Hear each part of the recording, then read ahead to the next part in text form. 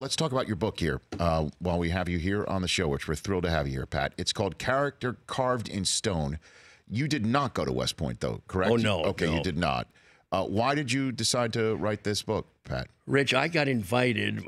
Boo Corrigan was the athletic director there, and he invited me to come up and speak to the teams, their sports teams, at the start of the school year, just several years ago.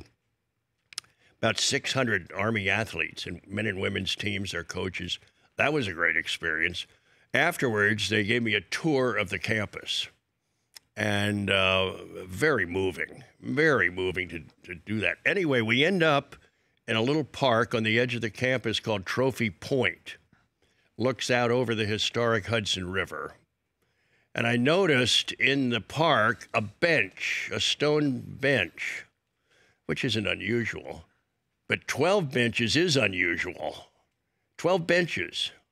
And I said, I should take a closer look. I'm glad I did. Normally you would just see them and leave, but I looked closer, and at the end of one bench there was a word carved into the stone.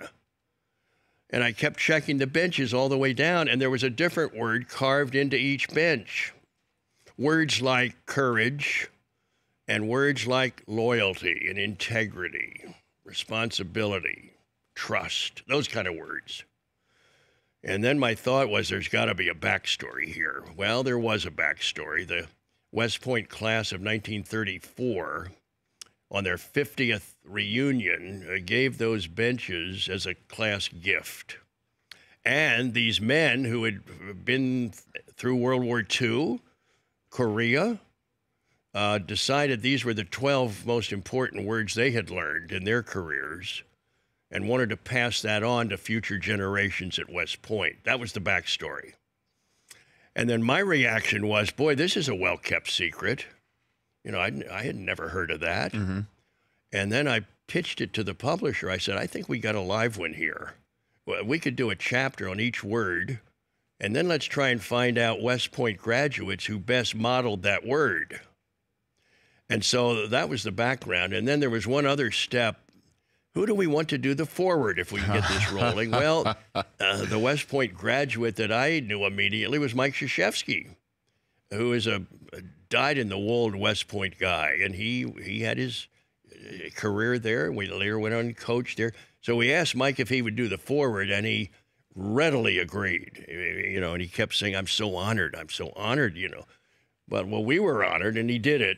And so that's the end result, and the book is out, and we're quite encouraged with some early responses, Rich. And how far back do you go with Coach K? When we tried to hire him, when the Orlando Magic started up 30 years ago, you know, I left Philadelphia in 1986 and moved to Orlando to try and help make that dream a reality and bring an expansion team to Central Florida. We were successful. And then right after that, you begin thinking, all right, now it's real. We got to get ready to play here soon. Who do we want to coach? Well, I approached Mike and told him we'd love to talk to him about coming to Orlando and being the coach. He declined. Declined to even speak to you about it? Yes, or? yeah. So you didn't even entertain it? We talked. He said, I'm happy here. You know, I'm going to stay here. So, well, since then, Rich, other pro teams have approached him. Boston, Lakers at different times, and he's totally committed to Duke. But this was 30 years ago. Mike would have been in his early 40s then. He's early 70s now.